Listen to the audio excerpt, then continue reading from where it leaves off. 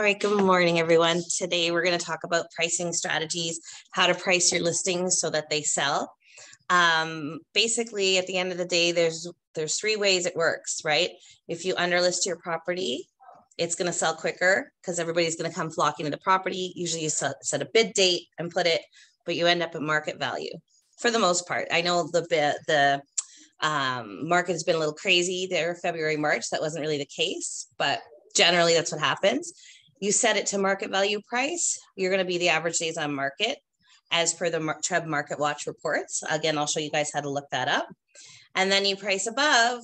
So a lot of times you come and you have a client who wants to price above, and they're going to spend a little extra time in the market because they won't get as much attention generally because it's higher than what the sales are in the neighborhood. You're going to be longer days on market, and then you'll end up negotiating a price back and forth generally. Right? So that's sort of the way I explain it to my clients, but we'll show them how we come to these different conclusions. So we'll just start with this little pricing strategies. Okay. So it sort of just describes what I was talking about just now. The pricing strategies are extremely important. So you have to talk to your client about what their motivations are. I talked about this a lot when we talk about prioritizing our leads, whether they're a hot lead or a warm lead, but we also need to prioritize our clients' needs. What do you need to do? Oh, I really need to be out of here in 2 months. I just got a new job in Mississauga. Great. I'm not going to let you overprice your home because I know you're going to sit on the market for a long time. And I know if you sit 45 days in the market, then you've got to add 30, 60, 90 days closing on top of that, right? We're really crunching down on that timeline. So what we need to do is I need to tell you, and I need to educate you on the different pricing strategies. So I need to say, hey, look, you know what, if you need to be out of here, you just got a new job, you want to sell quickly, you need to sit there and price it accordingly to spend the least amount of days on market. So we also need to know what kind of market we're in, right? We all know that the bid dates aren't really hitting as hard as they were in the last few months. I know I had one in a condo last week. It came and went, no bids, right? I didn't get an offer till the day after because everybody's like kind of feeling the market out. It's kind of becoming a buyer's market a little bit where they're getting a little more power, where we've been in a really hot and heavy seller's market for a while, right? So it's extremely important. You have to judge your client's motivation. So you have to say, okay, your asking price is too low. Okay, you can make a quick sale, but was it too quick? You could be leaving some money on the table. So this is true, except for, like I say, February, March was kind of an anomaly for us. Sometimes you don't know if you're selling it too quick because, there could be other people out there who haven't viewed the property, right? You want to make sure generally when I say you're setting a bid date that you're spanning at least a weekend or two, right? I generally like to stay a good 7 days on the market, right? Because you want to get good exposure too. You don't just want to leave it on the market 2 or 3 days because, oh, we're in a really hot market, set a bid date, sell it that night, and don't necessarily know if you've shown it to enough people who are going to come and fight for that property. So what happens when your asking price is too high? If your asking price is too high, the buyers are generally going to be a little bit scared because, like I say, everybody has access to list and sold information. If down the street is selling for less, or 2 streets over just sold for a lot less than you've got listed for, they're going to say, well, why is this house listed so high? And you'll probably be avoided. You probably won't fall into people's budgets. So when an agent or the client signs up on realtor.ca, or they're doing their search on Stratus and they're capping it at, say, 975 because the whole neighborhood is selling in that area, and you list for 1.1, you're definitely not going to get filtered into their email, and you're definitely not going to get shown as much, right? But a lot of people can't get it out of their minds. They don't understand. Like, I had a lot of trouble with our clients explaining the strategy of the bid date because everybody sort of thinks that you put a price up and then you're going to leave room for negotiation. So that's sort of the common perception when people are talking about purchasing something. But with houses, it's different, and we all know the market's been different, right? So how do you price your home the right way? So we're going to go on Stratus a little bit, and we're going to look at different things, different ways to look at how we're going to compare with other properties, right? Because it's not just price, right? It's different areas of the property, and we'll look at the condition of the home. So sure, next door got 1.1, but this client might not get that because their home is really run down. They haven't been really taking good care of it. Their curb appeal isn't as nice. They haven't freshened up the paint. The stairs in the front are kind of cracking, right? What's the condition of the home compared to your neighbor? Just because your neighbor got it doesn't mean you're going to get it, right? How well does the home show online? So this has been really important, especially during COVID right now, because everybody's been vetting a lot of the listings online. They've been saying, oh, you know, how does this look? Do they have a virtual tour? Is there some drone pictures? A lot of the 3D walkthroughs got really popular when they were something that you'd only see on like a higher end home. Everybody was throwing them into their listings because people were vetting things online before they actually ventured out to go see it, especially when we were in those really uncertain times where people were afraid to go out and, you know, masks and everything had just come out.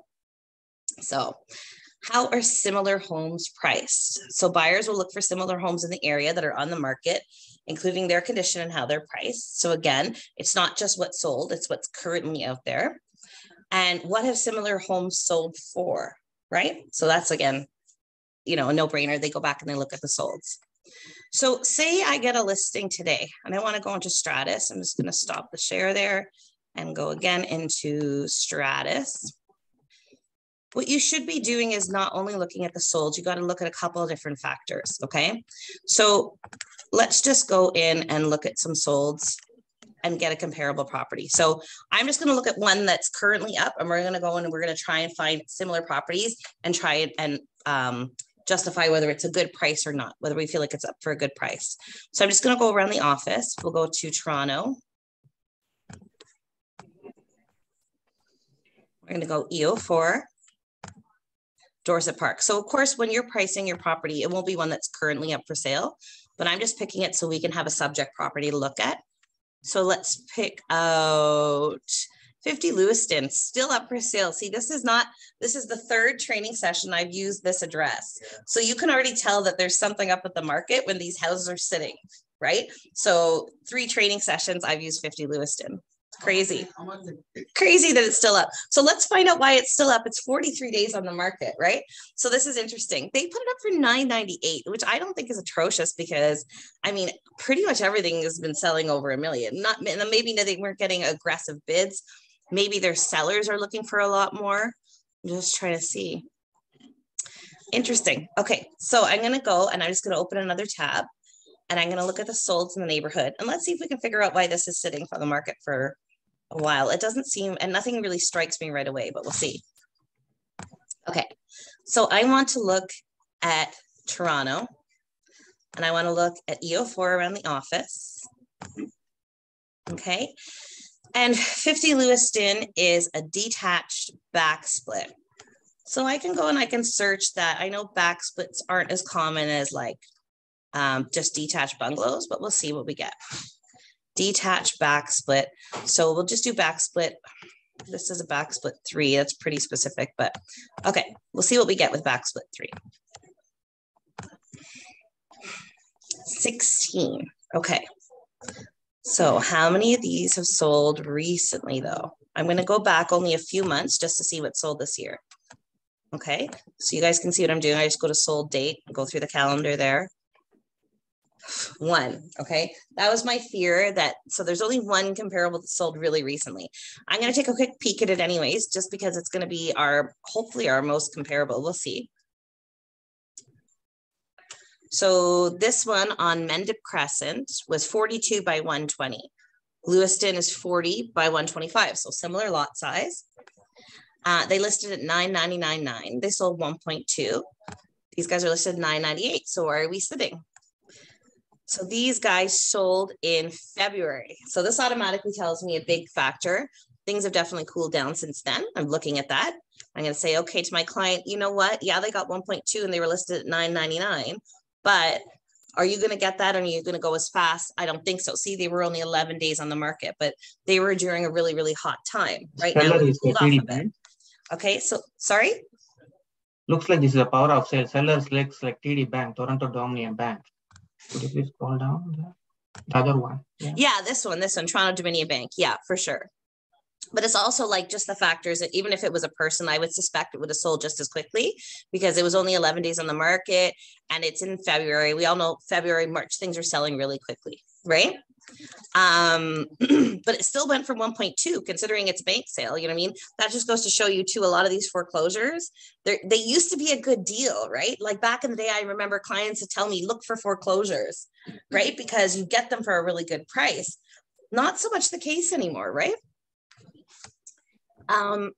Okay, so 50 Lewiston, let's go back here and let's just go and see what we have if we change the criteria a little bit, because I want more than just this one comparable, right? So I'm gonna go back here and I'm gonna take off the back split and I'm just gonna put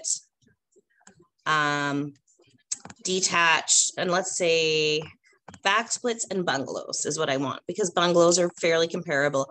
I don't really want to compare to 2 stories. So you see now I changed to bungalow. There's more of this product in Scarborough. So I come and I have 116 comparables. So I'm going to just go quickly and try and find something similar that I think it will be close to this property that my client wants to sell at 50 Lewiston, right?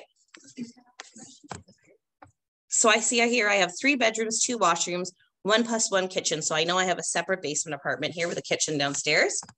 You're going to go in here and you're going to just try and find something similar. So 3 bedrooms, 2 washrooms. So I'm going to take, let's just pretend it's like this one, 3 bedrooms, 2 washroom. This is 3 plus 2 actually with 3 washrooms. So 3 bedroom. I'm going to assume because they have a kitchen down there, they're going to at least have 1 bedroom. Okay. Well, look at this. Okay. And I don't know if you guys noticed there, just real quick, I do it as habit. I'm just going to go back and show you. So when I went into this list, I always do a sort, because right now I want to know what's really happened in the last couple of weeks, because I know that that's going to be the most comparable for my clients. So I just go here and I click sort unsold, and I like the most recent at the top. So I just go and I do another sort.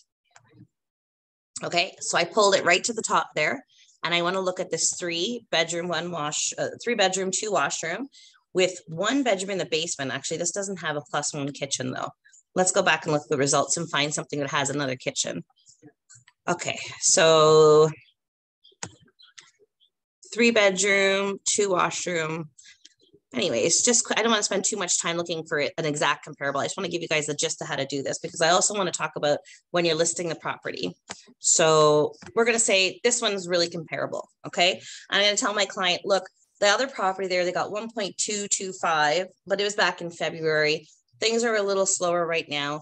This is a comparable that really recently sold in the last couple of weeks. So even though you could have got 1.225, I think you're going to get more like 1.7, 1.75 right now if we put the property up, and we price it accordingly. And as you can see, it was fought over. It was 2 days on the market, even though it really recently sold on May 18th, right? Everybody's claiming the market is slower. This is how we're going to combat it. We're going to make sure we don't overprice this listing.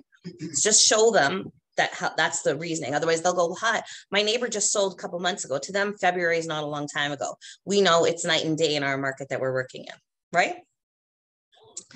Okay, so now you've got a price with your clients. Okay, there's other factors that you have to look to have your listing not only priced well, but sell at the end of the day. Okay, I want to point out, so before I go and list this property, what I'm going to do for my client, and I always tell them, I say, okay, we're agreeing, we're going to list at $999. We're aiming for 1.17, 1.175, but hold off. We're going to sign the documents now, but we're going to, you're not ready to list till the weekend, and we've got 3, 4, 5 days ahead of us. I'm going to go back into the system on Friday before I load your listing on Saturday morning, because I want to see what other properties are doing. What are their strategies, right? So I'm going to come here and I'm going to go and look and see what's happening. So Toronto, EO4, and there's 80 up, but I'm going to go up in Dorset Park because I want to know what's happening right in my neighborhood. And I'm going to say, oh, shoot, let me just go back here and push detached, because I don't want to include those row houses or semi-detached, because it's a detached property I'm going to list. So right now I know that there are 13 properties up for sale. So I'm going to tell my client 2 of them are listed under the value that I think that they want at the end of the day, right? Everybody else is listed higher. And now let's just go in and see, are these guys having bid dates? So this one does not have a bid date listed on their brokerage remarks. Offers anytime. We see how this trend has changed now. Yeah. Everything offers anytime. Okay, this one says offer is going to be reviewed on May 31st, and they're listed at 1.198. So maybe they're really renovated inside. Yeah, they're pretty renovated, right? So I'm going to tell my client, okay, so I'm going to warn them at this point. I'm going to say, okay, remember how we talked about the strategy we're using? We're going to underprice, we're aiming for higher. Maybe that won't work right now, which is what I'm telling a lot of my clients. There's no harm in trying it. We're going to put you up for, a few days, 5-7 days, span a weekend, try our bid date. Maybe we'll get lucky. Generally, that's the fastest way to go. The market has totally shifted now, though, and not a lot of people are using that strategy. So if we don't go, then we're just going to put you up for true price, right? If not, what I can say to them is the average days on market is whatever it is, 19. I'm going to put you up for real true price. And I think that because, this one on Vauxhall is listed at 1.18. And actually this one's been up for a while. I showed this property. It's not a pretty property. It's been up for longer than 26 days. I'm sure it has been because I showed it a while ago. 1.18, you know what? I think that we could probably get a little bit more than this one. I think we're a nicer property. So I think, if I put us up for 1.195, sorry, and leave a little room for negotiation, I think we'll do well on the market. I think they're asking too much for this property, to tell you the truth. Okay, so how do we look up how many days are on the market for our clients and tell them this information? I don't know how many of you were looking at my CMA presentation that I did on Thursday, I think it was. But we go in and I always include information for our clients so we can show a little bit of knowledge about what's happening in the market, and how things are. So I just want to go back in real quick and show you where to find that information. If you go to, let me just go to a browser here. I just normally go to Google and I look at the Treb Market Watch because this is a really good report that's, it's public knowledge, but not everybody knows about it.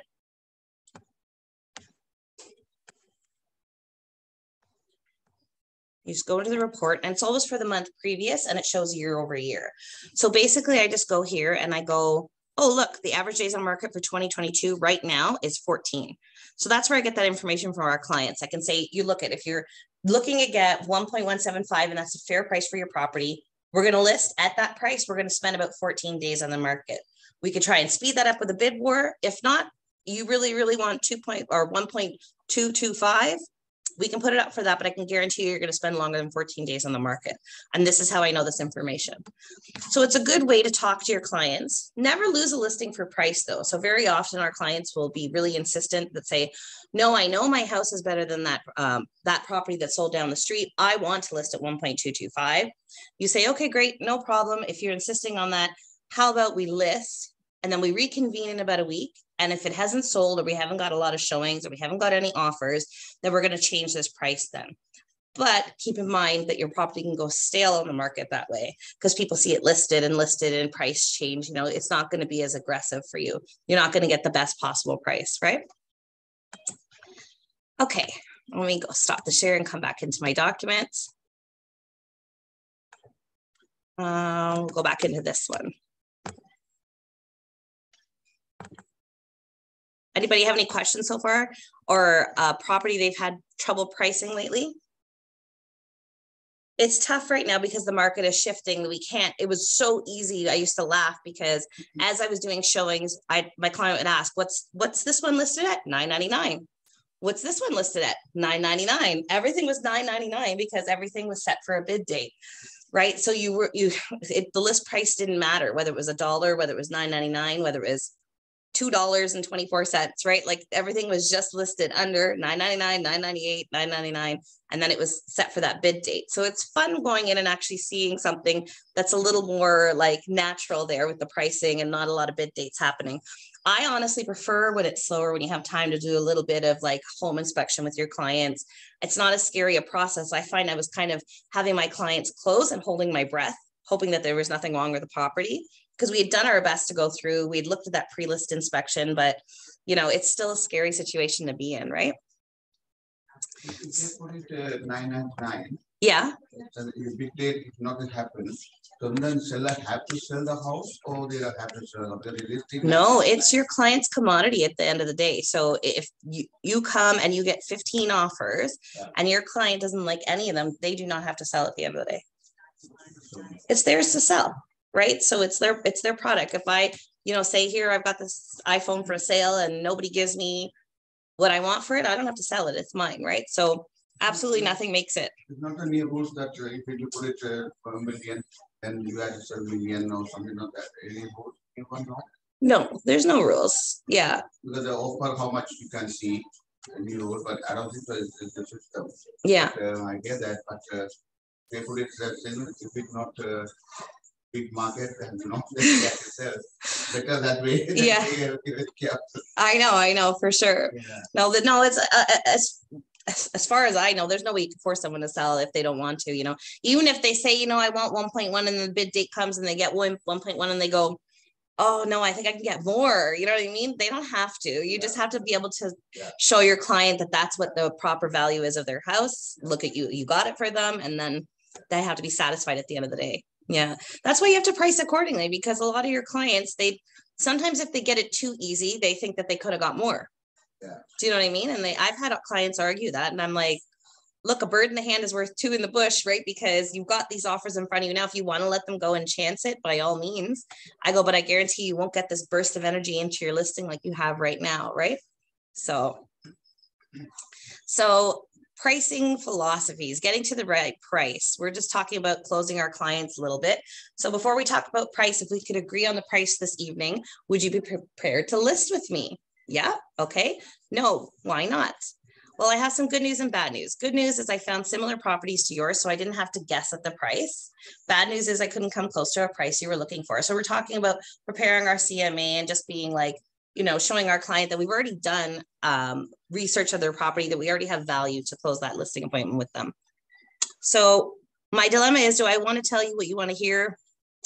Do I tell you what you want to hear only to let you down later, or do I tell you the truth and risk losing your listing? I'll leave the decision up to you. Do you want me to live or live or level? So industry leaders are always listing salespeople. This is what you want to go and look at. Okay. I have a lot of agents who come to me and say, hey, I like working with buyers. I make more money at the end of the day. But the thing is you'll never be successful unless you're a listing salesperson, right? You have to list those properties because you need to have your face out there. You need to see signs on the lawn. Neighborhoods need to see those sold put on your signs. People are going to call you from your listing, and you're going to get more buyers from your listing at the end of the day. So you need to focus on getting those listings. When you focus on getting listings, the rest of the business will come to you. Right? If you just focus on finding buyers all the time, you're going to be constantly chasing business, right? Worse than no listings are failed listings. So we're talking pricing strategies today. Why? Because the worst thing you want to do is get that listing, have your sign be on the lawn, and sit and sit and sit. That neighborhood is watching you. Right? You have to be mindful of that. Once you have an active listing out there, you have to do everything in your power to try and sell it. Advertise it. If it's not moving, push it. If it's not getting showings, price change it. If, just different, whatever you can do for it, you need to showcase it and sell it, because that sold on the sign is your ticket to getting more business in that neighborhood. We talk about farming that neighborhood. Those neighbors are going to call you off that sign. People who pass by and see sold are going to call you when they're looking for a listing agent, right? The worst thing you want is that sign to change on that lawn and put another person getting that listing for you. No amount of effort will sell an overpriced listing. So the only way you're selling an overpriced listing, or the only way that sometimes listings sell for more, is when there's somebody that desperately needs it, like their cousin already lives in that neighborhood, or their mother, lives 2 doors down and they desperately want to get in. If you overprice a listing and you don't price it according to what the market value is of it, there's no effort you can do to sell that listing, because nobody's going to come and just pay overprice. Because before even sold statistics were online for the public, we all had agents who were telling us what the sold statistics were. So very important, pricing your listing properly. Learn to say the tough stuff nicely. Okay. And by this, I mean, when we were talking about this neighbor saying, I can get 1.225 because 2 doors down got it. And you have to say to them, okay, not a problem. But, I think their curb appeal was a little better. Perhaps if we did a quick paint job, maybe if we declutter a little, get a pod, get some of this stuff out of here. You have to learn how to nicely say these things to these people. First of all, you're not going to get the listing if you say, oh no, your house is not as good as that person's, for sure, because it's so messy and it looks like garbage from the outside, right? You just learn how to say the tough stuff nicely, but you have to say it, because if you don't inform your clients, they're not going to know, right? I know I've lots of times listings haven't sold. And I realized one time when I was selling a townhouse over here on, the name escapes me right now, at Morningside in Lawrence. And I just couldn't figure out why it wasn't selling. And finally, I started to ask for the feedback from everybody who had shown it. And everybody was telling me, oh, you know, that one bedroom doesn't look like you can fit a bed in it. And I realized because they were using it as an office and an exercise room, they had a desk and like a treadmill sort of thing. And I thought, oh, okay, yeah, it does look a little crowded. God bless you. So I told them, I gave them this feedback. It's not really a tough thing to say, but I gave them this feedback and I said, that room looks a little crowded. So they said, no problem. They were able to move it to some kind of storage or their parents' garage, and they staged a little single bed in there, and the property sold the very next week. So don't be afraid to say these things to your clients at the end of the day, especially when it comes to pricing their home. You want to say to them, you need to declutter, you need to paint, upgrade, you need to take a good look at that property and see how are you going to get it the maximum amount of profit at the end of the day, same as the other solds, right? Especially what they're aiming for. If they're really aiming for what that 2 doors down sold for, you have to tell them the tough stuff. Well, then you've got to like upgrade some stuff like they did. Any listing will sell with the right price and terms, right? So any listing will sell if you've got good price, you're in the neighborhood, you know, you're not looking for a 6-month closing, you're okay with 30 days. That's another thing. It's not just pricing at the end of the day. Your clients can't be totally unreasonable. They can't say, well, I'm taking all the chandeliers in the house and I can't close for 4 or 5 months and I want my 1.225, right? You have to talk to them about terms as well that are going to come up in the contract, right? Don't take a listing if you can't get a return on it. So what does that mean? My client only wants me to give them 1% commission. They want drone photography and they want a 3D walkthrough and they want me to throw in staging on top of that. And, you know, now at the end of the day, then I got to bring the commission back here and split with the brokerage. And at the end of the day, I'm left with like a couple $100 in my pocket, right? You have to be able to negotiate these terms with your clients. And I reloaded my commission breakdown. So I'm going to share it with you guys today, even though it's a little off topic from pricing, but I remember it wouldn't load last week. I don't know if you guys watched that video back or if you guys were present during that training. I want to go over that commission breakdown, how to get more than 1%. So don't take a listing if you can't get a return on it. Price can attract or repel buyers. So the worst thing you want to do is, because everything's so based online, is to not show well online. And the first thing people look at is price. Honestly, that's what we all know at the end of the day. If the price is attractive and that first picture is attractive, then they're going to click further into the listing. Then they're going to ask their agent to show it to them or call you off the listing, right? So you have to have an attractive price according to what's going on in the market right now. Again, I went over this, getting to the right price. So highest price analysis, it's based on recent comparisons, right? The right price analysis based on how quick you want to sell. So what strategy we're going to use to push this listing, right? And absorption rate analysis. We don't need to touch on that too much. We don't do it so much anymore, but it's based on supply and demand in the current market, right? So how many things are gooding up, how many days on market. I mean, you don't really need to look at that too much. You just need to know how to price it now. So right now, I would say probably just actual price with a bit of negotiation room, not too high, is going to be attractive to people. The bid wars are not happening right now because there's just more inventory coming out there. So I know I look at my area all the time, EO9, and I was kept on saying over and over again, there's no inventory. Even last year, there's no inventory. It didn't really hit what I'm used to hitting. So I normally see in low times in like the winter, just because I know and I live in that area and I look it up almost every day. I normally see about, 30, 40 listings in the winter time. And that boosts up to about 70 listings in the summertime, right? Which is sort of what we're in now, the spring summer market, right? That wasn't like that last year. It wouldn't get past like barely 50 sort of. And I kept on looking and looking. So I noticed even this morning, it's like 62 listings. So we're getting in that healthier market, whereas there's just more inventory. So the sellers don't have as much clout to go and like pull those people and hold them to a bid date. A lot of people are going, let the bid date pass. And then they see what happens the next day because they feel like the seller's more vulnerable, right? So like I say, my client might say to me right now, but everybody's doing a bid date. And then people come in and they give you lots of bids. And I say, because that's not the strategy being used right now, I might be a little hesitant to use that strategy. And then you have to be able to explain to them why. because that market's shifting, because they're missing the bid date, then they feel like you're more vulnerable when you have a bid date and you failed on that bid date, then they're going to come in and kind of, be harder on you on price for sure. So again, this is just a quick compare. You look at the comparable listings, you look at the sold listings. Expired listings are a good thing to look at. So expired listings, sometimes you want to see why failed listings didn't work. So how many people listed and didn't do their bid date? If I find, because some pockets bid dates are really still working, right? And you have to know what those pockets are. Like, I mean, the beaches is still hot. I've been looking at the beaches for a client for a while. It's still bumping hot. Everything's going for a bid date. So, I mean, it's not necessarily every pocket that's experiencing this, but you want to look at expired listings and say, okay, you know what? EO4 Dorset Park right now, I can see that the last 12 listings have listed and then gone off the market and then relisted for true price. So we know that they're having failed bid dates. We can show that to our client and say, the 12 last ones that happened in the last 2 weeks, they all had bid dates, none of them worked, and they relisted for true price. So don't go over this. Don't make your listing stale. Don't look more vulnerable to buyers, right? All right.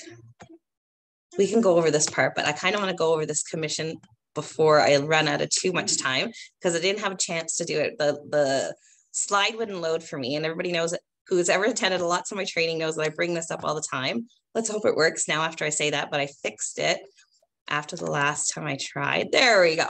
Okay, so we were talking about pulling that commission. Don't take a listing and, not make a profit at the end of the day. This is about your commission breakdown, okay? So you're going to explain to your clients. Let me just highlight my mouse here, actually, so everybody online can follow.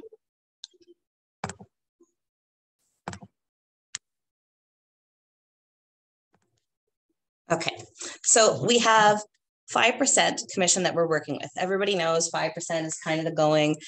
Nobody's getting 5% at the end of the day, especially with all these people. Some of these guys are killing us. I remember I took a Rob Vivian conference once, and he said he was following a popular realtor. I won't name any names. And he says on the back of the bus says 1%. And he goes, I called him up and I said, hey, buddy, you're killing our industry. Like, change that. Okay, change it to say something else, because everybody is just getting so frustrated with it. It's great to push it. Do you really want to be the 1% realtor? You don't want to be that person at the end of the day. We know how much work we put into our listings. You want to try and get more commission, right?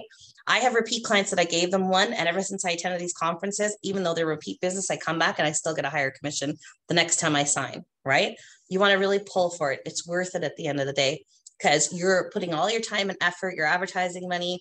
We pay insurance for the year. We pay our TREB dues. We pay our RICO, we pay our ORIA, our CREA, our gas, our mileage, our everything. We put a lot of effort into it. So it's not just, you're just loading the listing online. No, there's a lot more behind it, right? There's our expertise, our negotiation skills, everything at the end of the day. So you want to make sure they know the value, but you say, okay, it's hard to combat everybody putting 1% out on their marketing, right? I'm not a fan of it. So you say 5%. Okay, 5%. We have to give 2.5 to our co-op. Why? Because if I don't give 2.5 to our co-op, you're going to be shown less than the other properties in the area. Okay. As an agent, if you don't ask me specifically as your client, and this is not something I practice, but I can guarantee you a lot of agents do. If there's 3 properties in the area and 2 of them are offering 2.5 and one's offering 2.25, I'm going to show the other 2 unless my client specifically asks. And it's just a fact. That's the way people are, right? So you're going to get shown less, unless it's common. There are pockets where you see a lot of 2.25, and it's okay. But most of them, I advise them, I say 2.5 is what you have to offer, because otherwise we don't touch the co-op side. So the listing side is where I can give you 2.5. Now, out of 2.5, my brokerage takes 1.25 and I take 1.25. Right? They don't know what our splits are. The basic average person out there knows, okay, realtors, 5%. I know co-ops 2.5 and the listing agents are doing it for 1, right? So I'm going to say, okay, they take 1.25. I do 1.25. No problem. I will take 0.25 and do 1%, just like all those other people advertising. And I explain this to my clients a lot. And I say, it's advertising. When you see it on the billboard or the back of the bus, and they're saying, okay, 1%, it's actually this that they're talking about. And you end up getting 4.75 for your listing. You guys follow? Because I'm only taking 1.25 off. It's not a whole lot of people out there that understand that the total is 3.5, especially when you explain it this way. I don't get a lot of argument, right? And then if they still argue it further, I say, okay, you know what? I'll even take another 2.25 off for you. You have lots of room for negotiation after that, because you can end up with 4.5 unless you have a client who's listed properties lots of times before and they understand that the total is 3.5. But I guarantee you, if you use this method, you'll get commission. I used to think when I first saw this, I was like, that's not true. I'm not going to get more than 3.5 commission. Like everybody knows it's 3.5.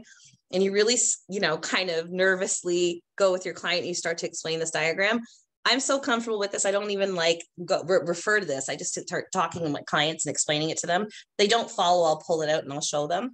But I can guarantee you there's not a lot of my listings that I'm only getting 3.5 on anymore. The ones that are getting 3.5 on are like the people who are hounding me and I'm going to lose the listing and I won't walk away and give the next agent the 3.5. I'll take it, but I'm definitely trying this before I leave the door and leave out of their house, right? I want 4.75, 4.5. Most of my listings are signed at 4.75, right? Yeah. Just a question on 5%. So, sure. So the split of 2.25, 2.5 and 2.5. Yeah. We have to pay the next agent 2.5, right? Yeah. So the right side of this diagram is called the co-op commission. So the cooperating broker is the buyer's agent. So the seller always pays commission unless there's some other agreement, but generally the common practice is the seller pays commission. So when the seller pays commission, 2.5 of that is going to the buyer's agent. So you as a listing agent, they expect you to negotiate because they want to save some money. So they're going to say to you, which is funny because we're the one putting all the money forward. We're the one putting, you're putting photography in, professional photography, maybe some staging, your time, your sign board. Like I say, there's lots we're paying for. The installation of the sign, the gas to go back and forth, our time to load the listing, the dues we pay to the office, like everything. You know what I mean? So it's just funny that they always want us to negotiate our side when we're the one that's always putting our skin in the game. And now not knowing, unless we price it well, or unless we list it well, that the property is going to sell at the end of the day, right?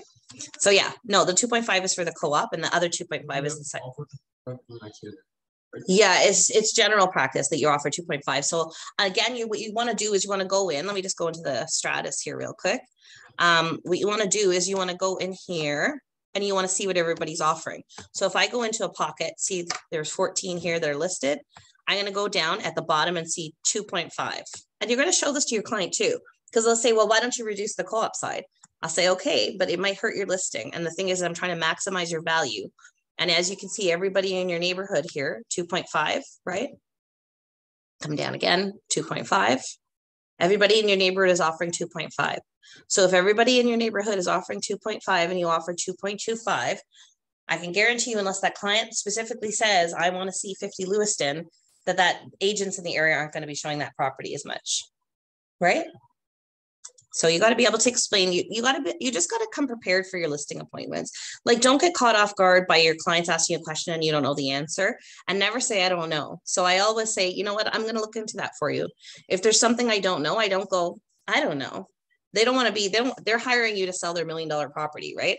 They want to know that you know. So if there's something that they hit me with, like they're going to say, I don't even know what they could ask me because I go pretty prepared for my appointments, but that's just, they say, what was the zoning of that one that sold down the street?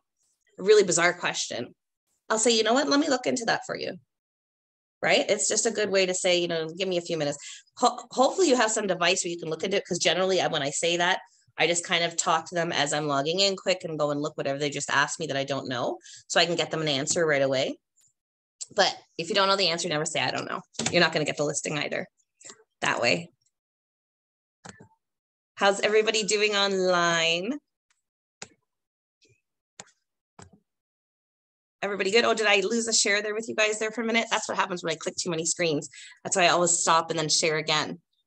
I don't know if you guys saw that last thing, but we were just looking at the commissions at the bottom. So if you look at our broker copy at the bottom, they have the commission listed there, and you can kind of click through the neighborhood and see 2.5, 2.5, 2.5, all at the bottom of all the listings there, just so you can explain to your client why they need to offer 2.5 to the co-op. So how's everybody's long weekend? Everybody good? Ready to work hard this week? 4-day week, short week. We got to cram a lot in.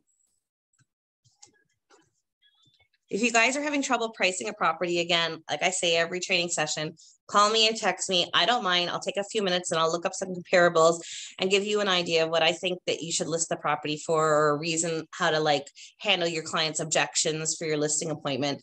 So you can go out and close lots more listings. Like I say, everybody's like, oh, the market's so slow. The market's so slow. Yeah, the market is a little bit slower, but doesn't mean you can't get some business, right? Like I said, that inventory is out there. So all these other agents are getting those listings.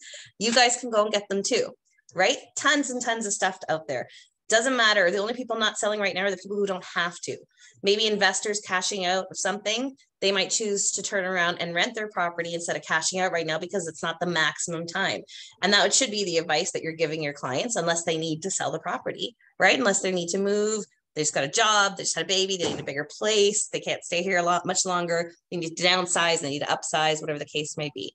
Other than that, there's tons of business out there for you guys to go land some listings, right? Okay.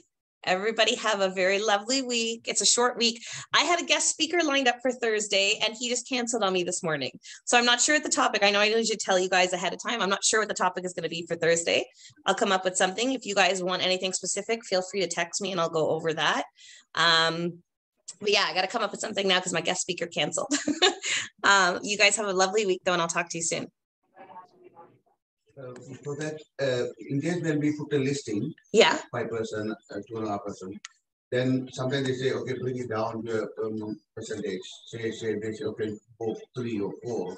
Right. Then we can offer them, okay, if I go 4, then you have to pay the photographer and the sign, and then what is that other one, the video. Yeah, you can ask your clients for that stuff if you want. I can go, I don't mind, I can go 4.